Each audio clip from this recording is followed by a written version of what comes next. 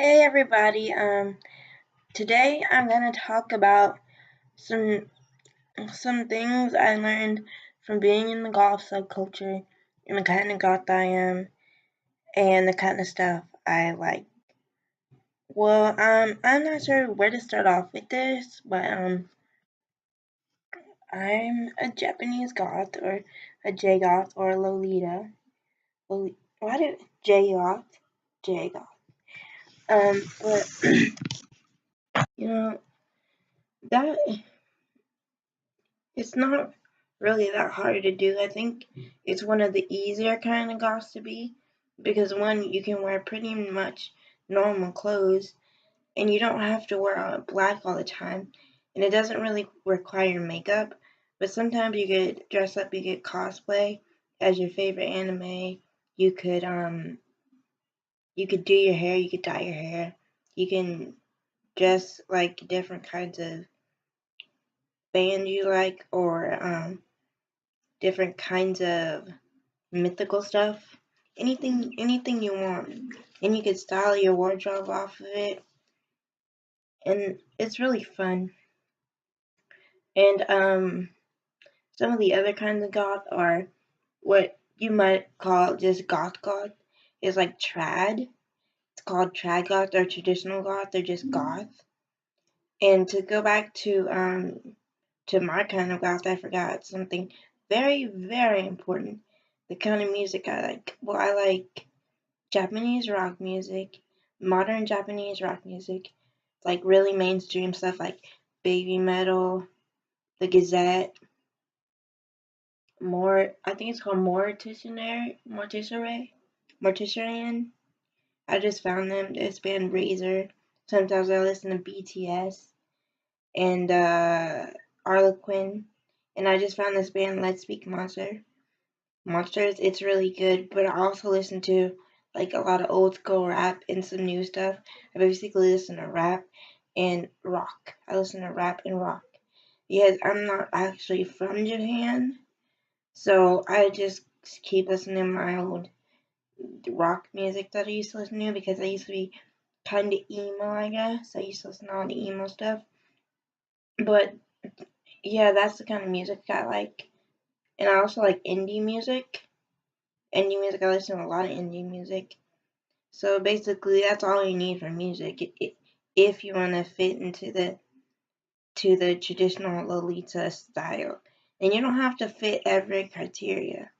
But some of the other kinds of goth you could be is trigoth or goth, and they listen to the original stuff from like the 80s, the Bahas, the Smiths, the churches, the Cure, and all that stuff.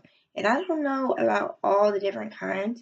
I have to look up at a paper every time I get there, but I'll just name the ones I know. So we got goths, and then we got the death rocker. They listen to deathcore, and like they usually have pink hair, not pink hair, but colored hair, and like a punk rock style. And they wear like belts on their shirts and uh buttons, jeans with buttons on them where they're not supposed to be and stuff. It's like, you've seen that kind of stuff before. I think it's really cool. It's really fun. And then there's Perky, which is kind of like emo but more nerdy. They watch cartoons, they draw, they might read manga. They're really happy and they're really darkly sarcastic. That's all you need to do to be a perky goth. And they also like Harry Potter and stuff like that, of course. Anything that is magical, basically. If you fit in there, you could be a perky goth. And then there's the steampunk.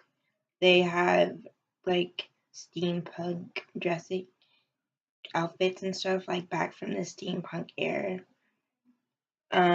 It's like really simple technology looking, and they wear like jackets and trench coats and long pants and maybe like boots to match the coats, and they wear multiple coats.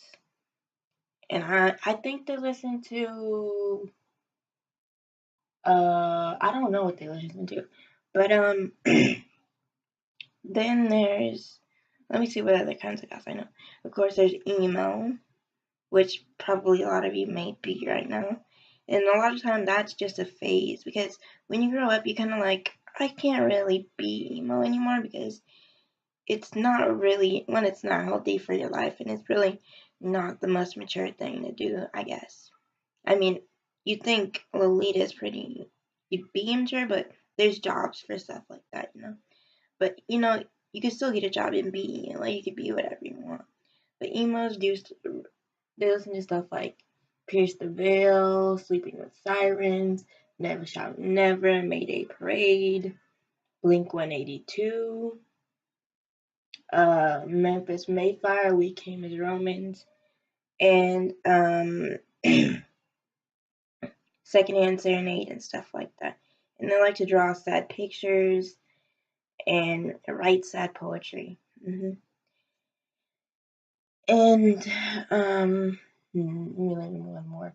There's this other one called the what is it called? The rock, like it's like rockabilly or something, but not really. Yeah, I think it's rockabilly or something. But they, no, that's not what it is. But if anyone of you could tell me, you can just figure it out for yourself. But they listen to stuff like the Dresden Dolls, Amanda Palmer, Amelia Autumn. J Goss listened to Amelia Autumn too. If you look up Emily Autumn or Amelia Autumn, you could see that's the European style of LOlita. But I'm trying to remember what it's called. Let me see. I'm just gonna look up at the chart. I don't know why I haven't done this yet. But I'm gonna name one more and then I'll start talking more about my kind.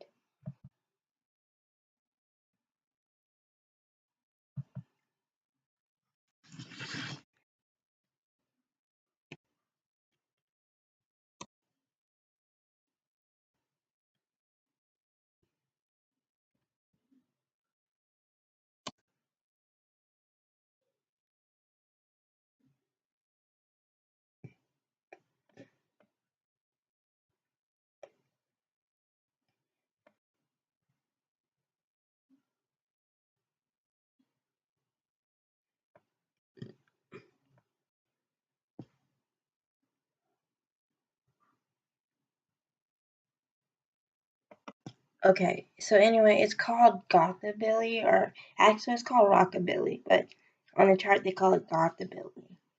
Now let me read the type of music stuff they like to do. And I'll name one more after this because it's really important. Two more. They do stuff like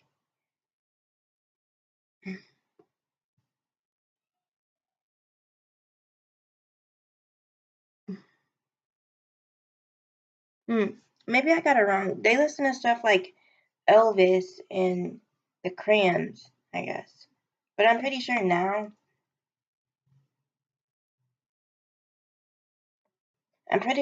they be listening to stuff like Amanda Palmer. Or is that the steampunk? That's steampunk, never mind.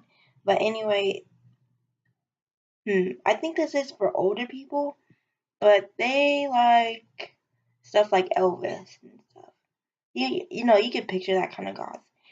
You know, on the thumbnail it has a girl with a polka dot dress and a guy in a old school 50s rocker jacket. I know there's still people out there that are like my age that listen to stuff like that.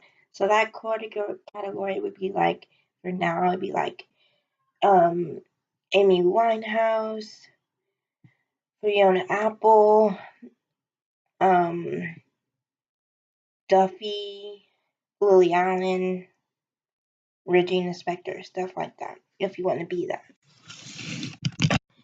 And the last one I'm going to talk about is my second favorite, and that's cyber. Two more, and that's cybergoth. Cybergoths basically listen to industrial techno and dance around like this, and they do stuff like this, and do boom, boom. You you know what? Everyone, I think, knows basically by now what a cyber goth is. They're like cyber goths. They wear the goggles and the fuzzy boots and go to raves. That's a cyber goth, and they might wear neon makeup. And some bands, for a good band for them, I just found out like a year ago, is called Toxic Mushrooms. That's just a good cyber goth band. So that's one of my favorites. And like anything industrial or any techno period would be good. So if you like techno, I recommend. And I just found this mix by someone called Dave the Drummer. It's really good.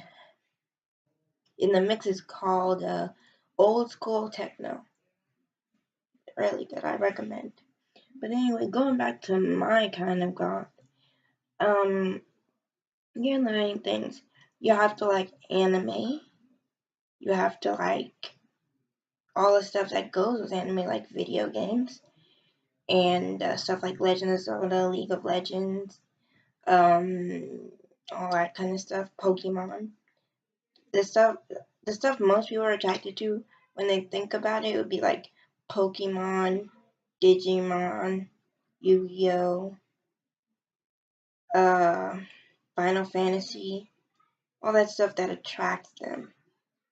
And then one thing that's a part of Gothic LOlita is dancing, kind of like a cyber goth, which is what I like to do. I like to dance, so that's just Lolita dancing.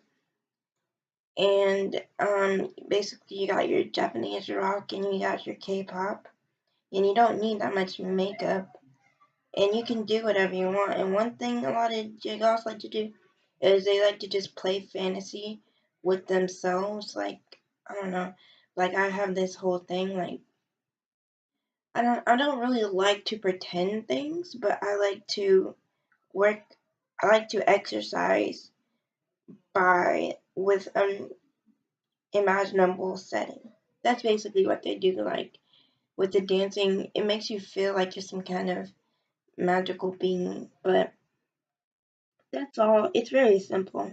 It's very simple. But yeah, most people say it's really hard to figure out. Not to be.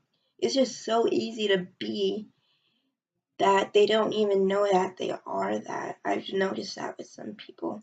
Like some people I know who play professional games, it's like, do you know that you're in the the Japanese group?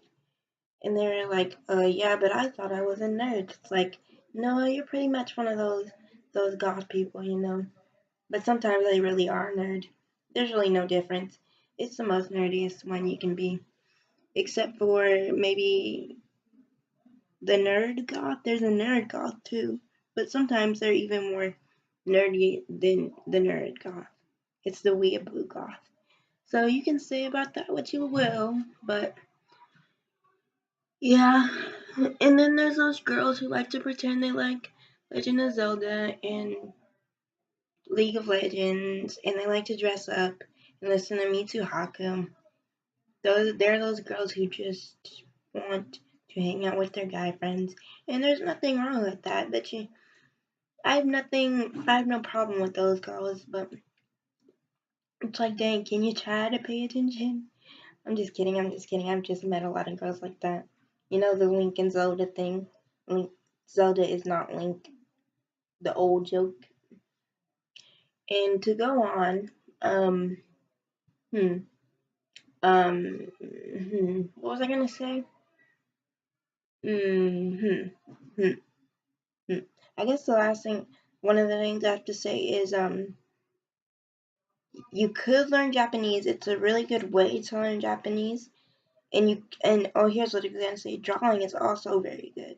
If you want to feed your label, you should draw or try to draw. You can draw anime. You can draw your own style. You can draw anything like that. And also part of it, since not everyone comes from Japan, you can watch stuff like Tim Burton, Billy and Mandy, Invader Zim, X-Men, anything superhero like, but not just random cartoons. I mean, you could, of course, cartoons are in there, but let's make this clear. Cat Dog, Rugrats, all that other stuff is not a part of it. Remember, it's not a part of it. That's part of Perky Goth, Quirky goths love that kind of stuff. That if you want that, then you should definitely be a quirky goth. That's their thing. And they also like the goth cartoons. Invader Zim, Billy and Mandy, Tim Burton, all that stuff. And for any goth, you should also read. Reading is always good for everybody. And one last thing, there's also this thing on the video games and TV shows about all the myths and conspiracies and stuff and stories behind the video games.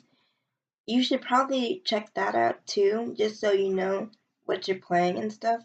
And make sure, even though it's nowhere close to being true, there's could be some truth in it, you know. And if you want to do anything subject-wise, I suggest you do science. Science is golden. And remember, guys, Link is not Zelda. That's all I have to say to you guys. Bye. Have a nice day. Keep being nerdy, I guess. Keep being yourselves. And may forever. Peace. Arigato. Bye. Just kidding.